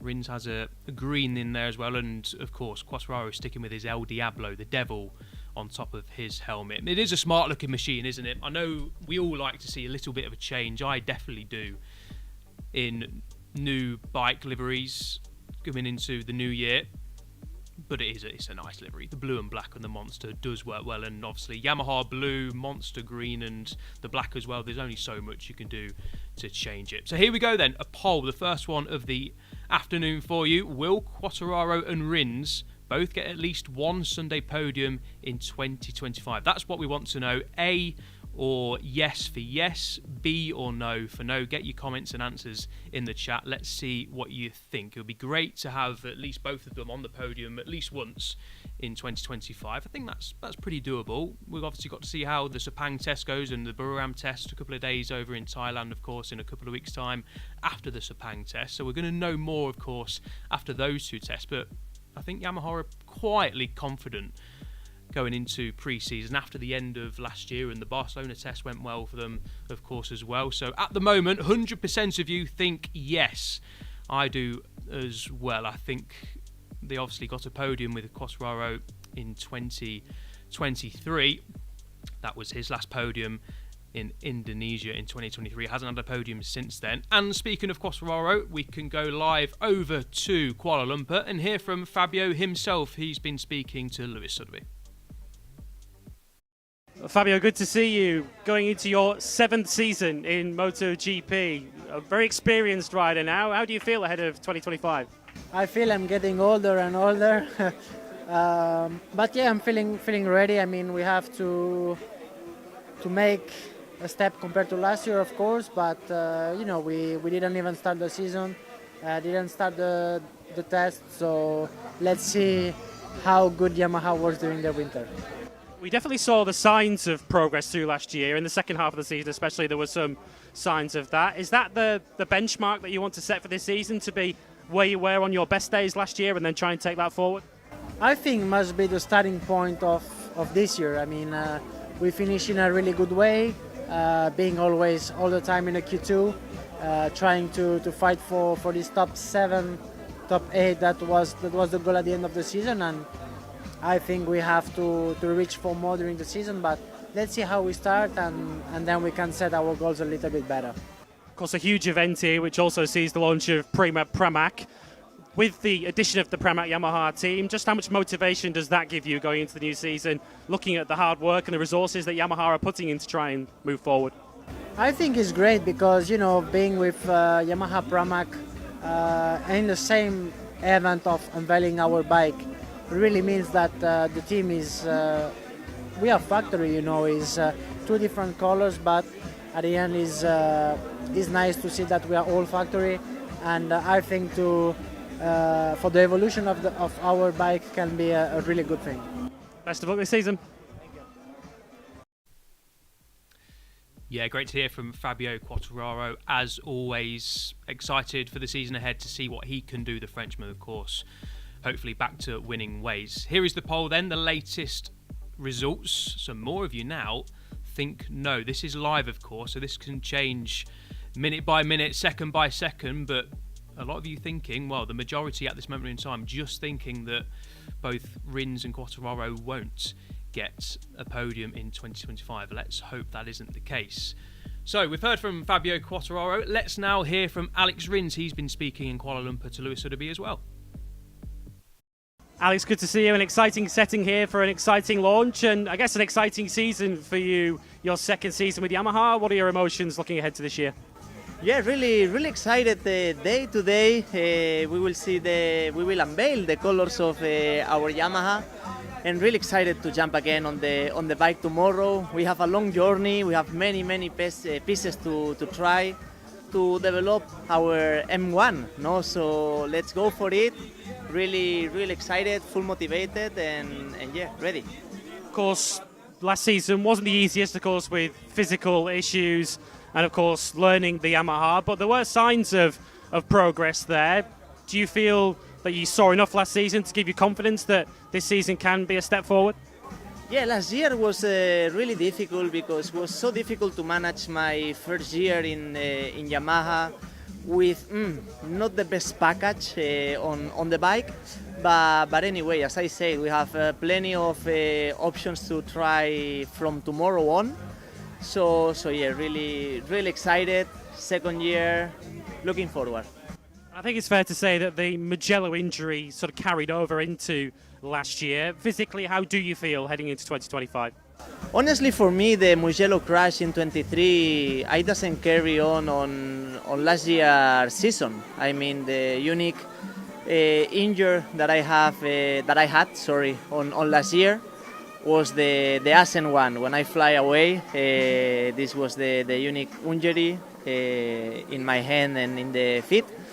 But talking honestly, the one from Mugello, it's okay. I didn't feel any pain on the leg anymore since middle of last year.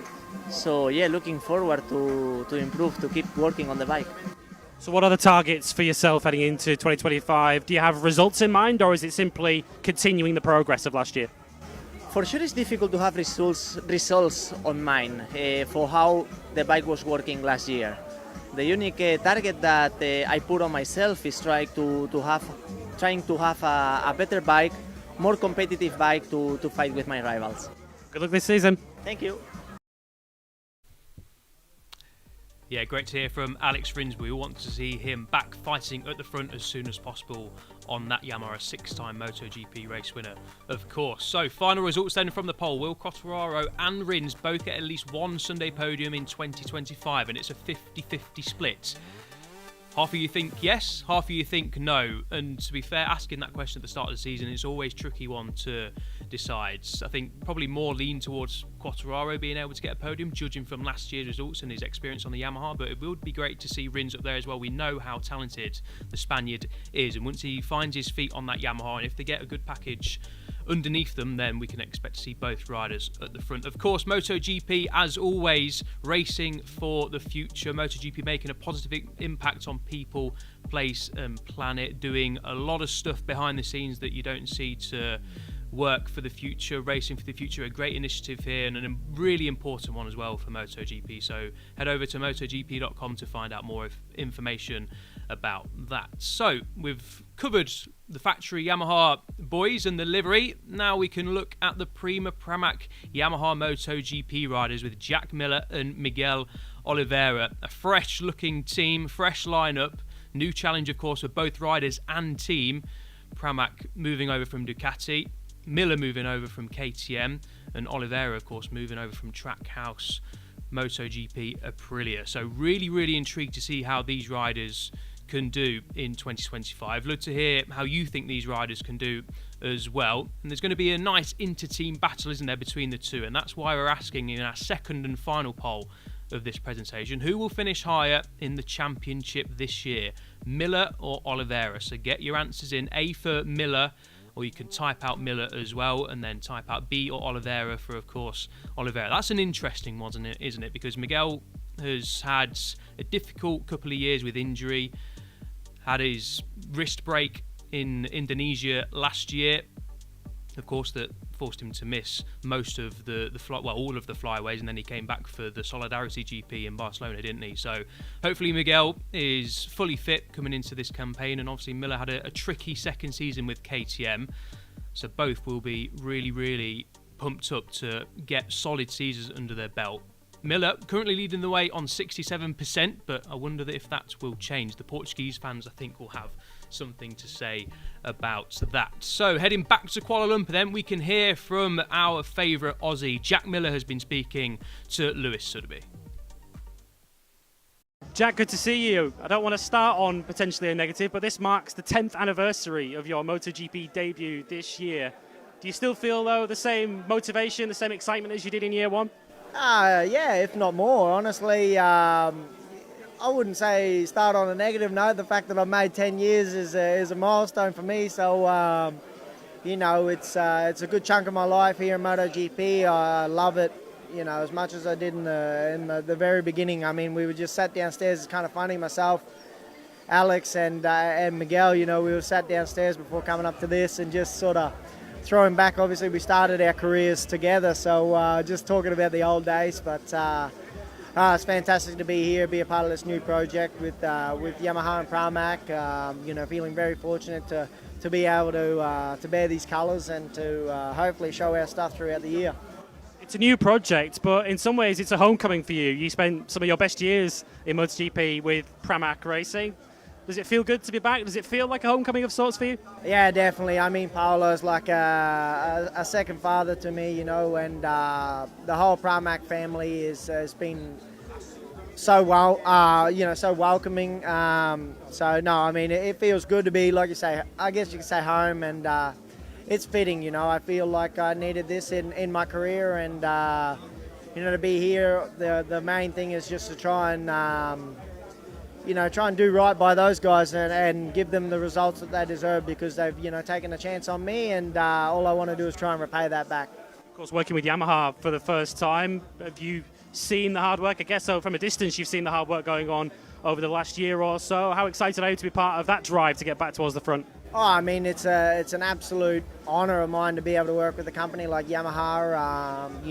Being a massive fan as a kid growing up, and to finally be stepping foot on the M1. Obviously had a little shakedown in Barcelona, but to really start working towards something now in these next few days, it'll be a lot of fun. But there's a lot of familiar faces there as well with Max and the likes. So to be working alongside those guys, and with the common goal of all us four riders to try and bring Yamaha back to where they belong, which is at the front. It's in their DNA, and it's something that we want to do. Best of luck for the season. We'll be watching. Cheers, mate. Thank you. Jack Miller then highly motivated, as expected, for the 2025 season after a difficult second season with KTM. Of course, spent 3 years with Pramac Racing Ducati as well a few years ago. So here is the live poll then. Still, more of you think Jack Miller will finish higher in the championship than Miguel Oliveira. That is interesting. Only just though 59% to 41%. So that's a pretty equal split for the Australian and the Portuguese rider as well. I think that is going to be an interesting battle to watch. Both obviously new onto the Yamaha. Both have points to prove after a couple of difficult seasons. So we'll see how that one plays out. First and foremost in testing, of course, in Sepang. So we can head back over to Kuala Lumpur for the final time in terms of interviews. We can now hear from Miguel Oliveira. He was with Lewis. Miguel, a new chapter for you as we begin the 2025 season here with Prima, Pramac, Yamaha. How excited are you for the challenge? Yeah, I'm very excited. It's an honor to represent the team and to represent the Yamaha colors. You know, so far everyone has been very welcoming at the team, and I just can't wait to jump on the bike and also together with the team start on the right day from day one, and see what we can do. Of course, you're joining the team that won the Riders' Championship last season, won the Teams' Championship the year before that. Having worked with them already in Barcelona, just how strong a team do you think you're joining? Look, I think I am joining the best team I could join at the moment. For sure, with their experience, we will achieve great things. It's true that I will have to adapt to a new bike and also to a new team, but I think we'll get that done as quick as possible and start fighting for the good positions. I guess last season, obviously you weren't within Yamaha, but you will have seen the work that was going on, you'll have seen the progress they were making. How impressed were you with the work, and how confident are you that that progress is going to continue? Well, the progress has been shown already last year. We have seen a big improvement from the outside during the latest stage of the championship, and that was obviously very uplifting moment. When I tried the bike, I also enjoyed riding, but it was a very short day, let's say. But now we'll get a better grip and understanding on what the bike can do. But what I can tell you is that everyone feels there is a shift for the future, and it's important to know where they want to be heading to, and it's an honor to be part of that. We know one thing that your box is not going to lack is a sense of humour, with yourself and Jack in the same box. How much are you looking forward to working with him? It's going to be good. You know, we have already been spending a bit of time together. Also now, just before the interview downstairs, it's nice. You know, we were actually telling stories about many years ago when we started together riding bikes, and it's great to have a good atmosphere in the garage, and I'm sure this dynamic will also be very positive to help Yamaha and of course the team to go in the right direction. Good luck in 2025. Thank you. Yeah, thanks to Miguel and thanks to Lewis for chatting with us. Always great to hear from the Portuguese rider. And here is the final results then from the poll as to who will finish higher in the championship this year. Jack Miller or Miguel Oliveira, and Jack Miller has just shaded it by 56% to 44%. So a little bit more of you think that Jack Miller will finish higher than Miguel Oliveira, but not by too much. As I say, it's going to be interesting to see how that one plays out this year. Right then, for the final time, we can go live, to Kuala Lumpur. There you can see on the screen, Lewis Sotheby is waiting to talk to us. Lewis, cheers for those interviews, mate. Great stuff as always. How's the atmosphere? How's the feeling in Kuala Lumpur now the presentation is finished?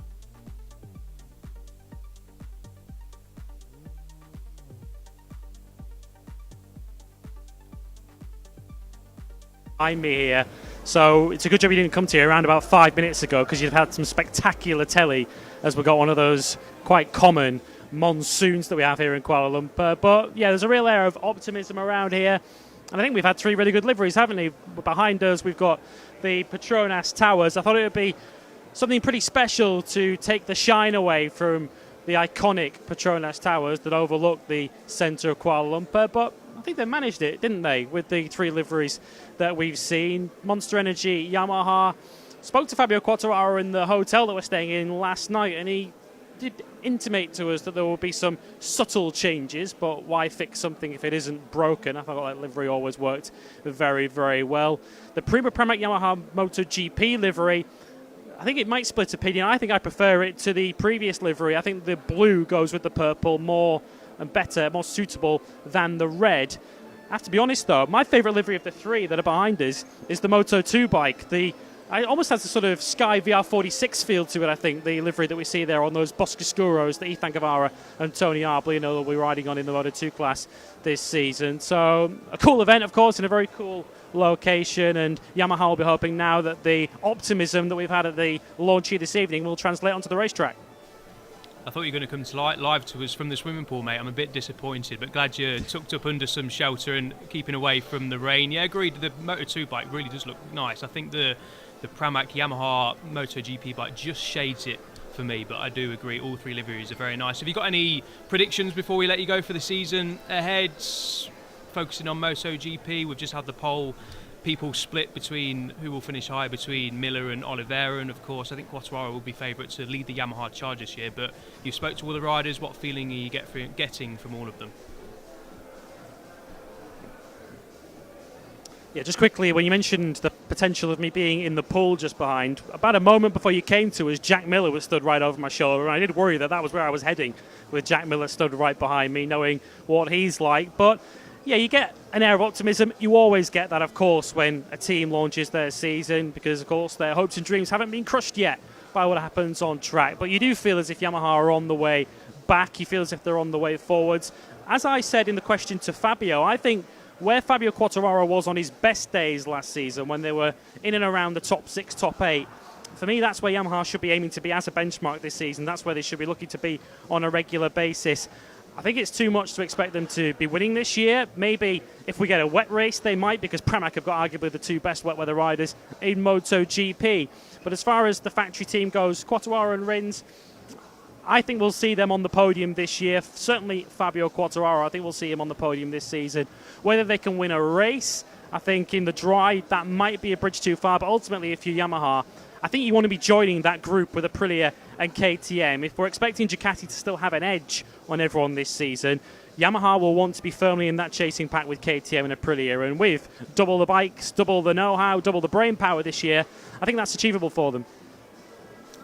Yeah, absolutely agree with you there, Lewis. I'll let you go, mate. Thank you for your work. Stay dry and enjoy a nice cold glass of Coke before heading over to the Sepang International Circuit tomorrow, I assume, for the shakedown. So cheers, mate, and see you soon. Yeah, thank you to Lewis Sotheby, doing a great work there over in Kuala Lumpur.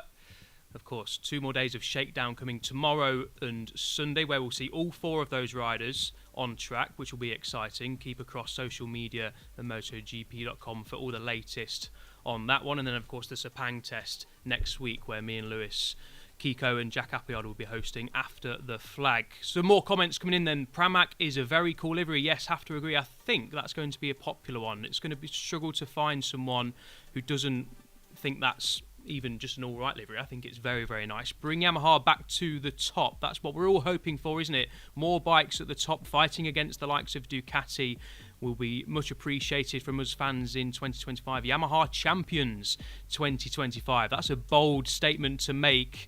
If that can happen, then, wow, what a season Yamaha would have had. We're going to mention it again, the Bangkok season launch coming on February the 9th, of course, in the capital of Thailand. A massive event, first of its kind for MotoGP. We're really excited for it. Hopefully you guys are too. As we say, it's completely free to enter if you're in Bangkok, to get up close and personal with your heroes, your favourite riders and all the bikes as well. A chance to meet them, selfies, autographs, to chat to them potentially in the hero walk as well.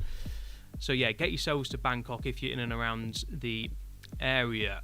So here we go then, looking ahead to 2025. It's drawing ever closer now, isn't it? February tomorrow, of course, and at the end of the month, Thailand awaits for round 1. Cannot wait for us to all head to Thailand, to Buriram for round 1, and then we get into it. Argentina, USA, Qatar coming in the first 4 rounds, and then the European leg of the season starts in Jerez, an absolute mecca for MotoGP. Then we go to Le Mans, Silverstone, Aragon, Mugello, Assen, Sachsenring, and a return to Brno. Cannot wait for that. A track that's been sorely missed, in my opinion, from the MotoGP calendar. And then the second half of the year, Austria, Hungary, for a return to Hungary, Catalan GP, San Marino, and then the flyaways kick in. And then it's Portugal and Valencia to round us off, where we will hopefully have a champion crowned in Valencia. If it goes all the way to Valencia, that would be brilliant. But if not, it'll be great to be back in Valencia anyway.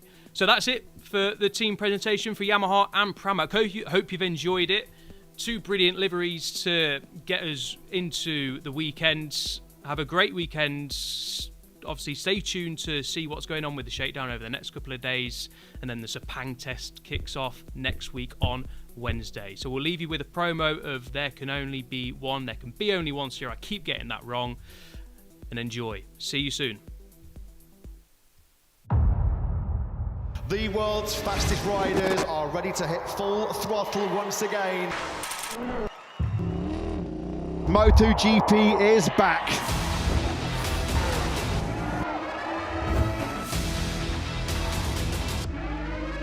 The party starts right here and now.